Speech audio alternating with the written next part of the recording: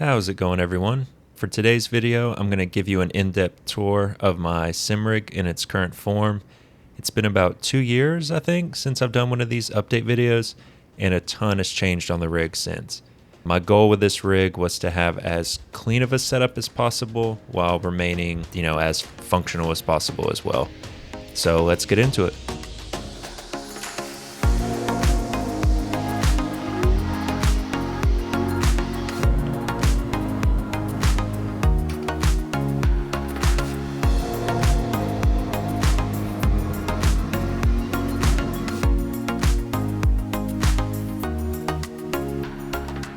So we'll start off with the frame of the rig, which is the gtomega Prime. It's an extruded aluminum rig, and these are kind of in-game rigs, mainly because of the stiffness they provide, but also the limitless amount of adjustability there is. You can make these things handle pretty much anything you want them to. I've had this one for a few years now, but I've made tons of tweaks to it over the time to better tailor this rig specifically for me. As for the seat, I'm currently using a Braun Falcon R bucket seat. I had been using a gtomega recliner seat for a while, which was comfortable, but after upgrading to a direct drive wheelbase and higher end load cell pedals, I wanted something with a much stiffer back than that gtomega seat. And I also specifically wanted a red bucket seat, which narrowed my choices down in the USA quite a bit.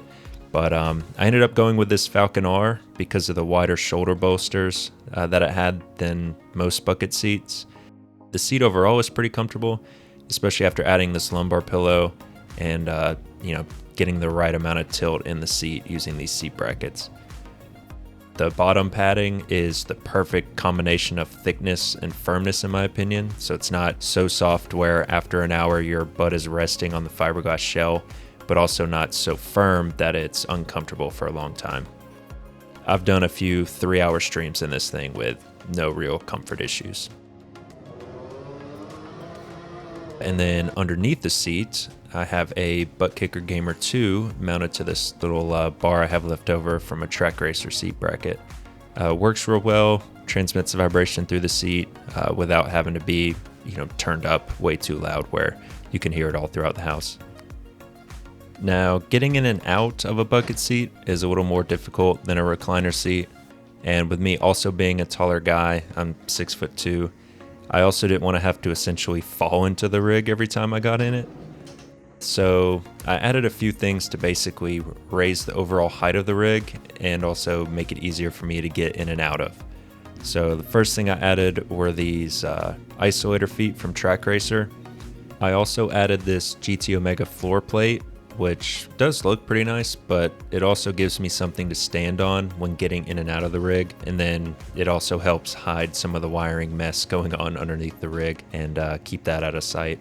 And then these leftover OMP seat brackets that my brother had also let me mount the seat higher in relation to the rig, and then I also added a single layer of extruded aluminum here to get the seat mount that much higher as well.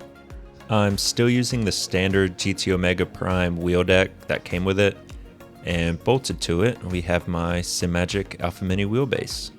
This is a 10 Nm direct drive base, and it's been really awesome to use in the time I've had it.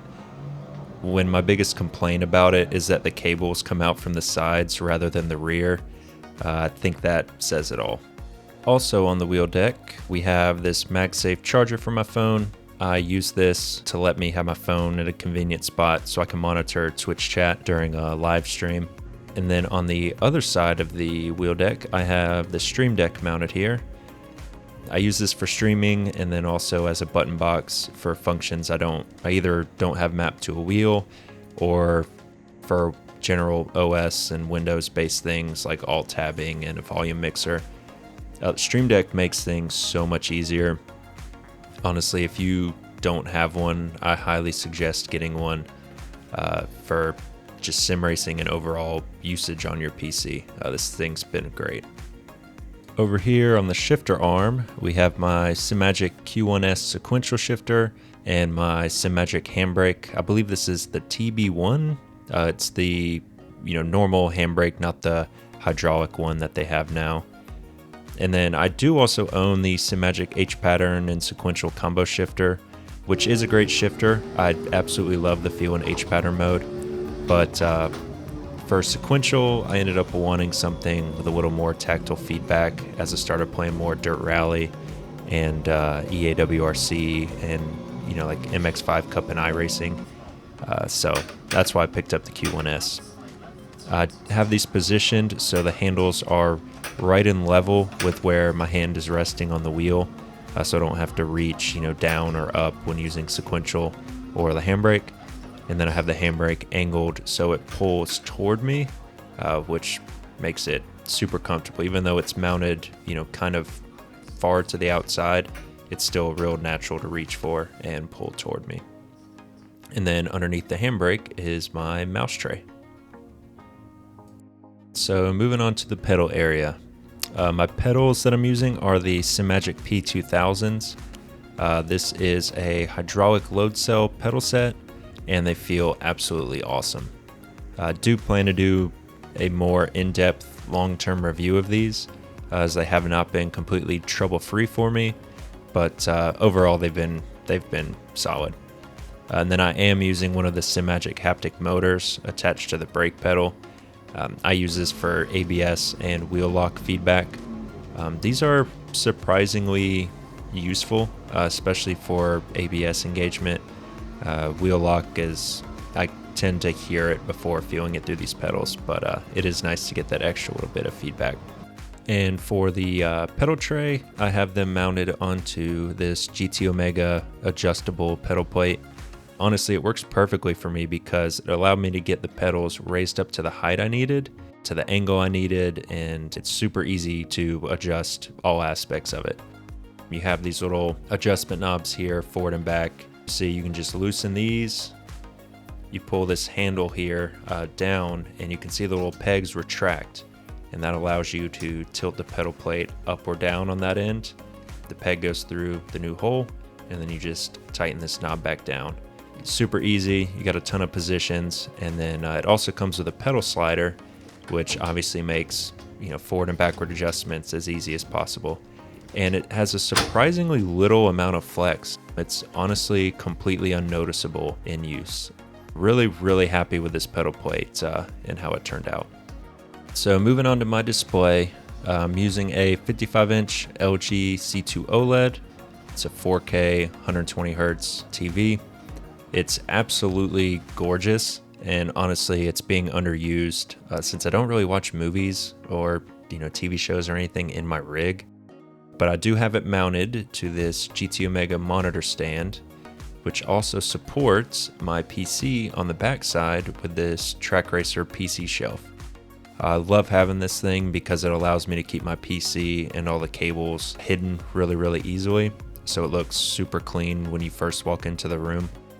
And in my PC, I'm running a 5800 X3D CPU, a 7900 XTX GPU from XFX, and 32 gigs of RAM. So far, it's performed great. I'm able to play most games and sims at 4K 120, high settings. Obviously, that depends on how many cars are on screen and weather conditions and things like that, or super demanding games like Cyberpunk or Flight Sim. But yeah, with this setup, I'm able to simultaneously stream and record when I'm live on Twitch while playing a game, and that barely affects the frame rate, so gonna be set with this setup for a while. For audio, for when I'm not streaming, I have a pair of Kanto U4 powered bookshelf speakers. Love these because of their simplicity, and they sound great, nice and clean. Good amount of bass. I don't feel like I really need a sub. And yeah, on these speaker stands, they're almost at the perfect height.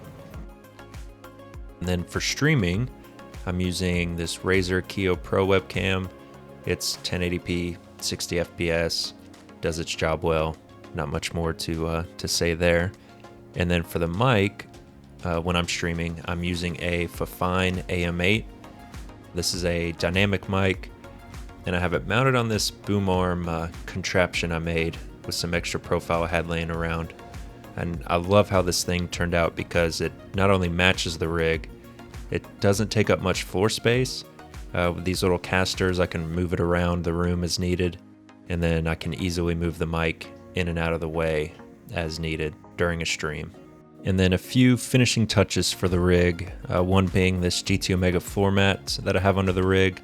I use this to visually hide all the black wires under the rig. They stood out a ton on this carpet, and just having the mat under there really helps those blend in and you don't see them. And then it also helps keep the butt kicker from overheating, you know, compared to sitting and nestled in carpet. And then I love these things. I have these little magnetic holders for my TV and speaker remotes, so I don't lose them. And then down here, I have this little Allen key holder, which I have the 6 most used Allen key sizes for adjusting anything on the rig. And again, helps me not lose them and always have them on hand when needed. My most underrated piece is definitely this USB little fan I have here, which blows air under the wheel deck and just helps, you know, keep air circulating during longer races. And we can move on over to my bookshelf of wheels, I guess you could call this. I may have gone a tad overboard on the amount of Simagic wheels I ended up getting, but I do get use out of all of them. And I try to pair them with a car, a die-cast car, that uses a similar or the same style wheel. I like it, it turned out nice. The model cars add a little bit of color to the room and, you know, sticks with the car theme. And I have them mounted on these little wheel stands I found on Etsy. The seller does a few different brands, so I'll put the link in the description in case anyone is interested in picking any of these up for their own wheels. And over here, we have my desk setup. I mainly use this for video editing, but also any work where I really just need to sit down and focus. I also do that here. I was aiming, again, same for the rig, just a nice, clean, simple, easy to use setup. I have some clip speakers that sound pretty good. I have a Corsair headset that I don't really use, but it looks nice here with this little headphone stand I had left over. I think that's really all there is to go over here. Well, that's going to do it for my rig tour, guys. I hope you found this entertaining, interesting, maybe found inspiration for what you wanted to do with your own rig or what you didn't want to do with your own rig. But either way, thank you for stopping by, and I will catch you all on the next one. Peace.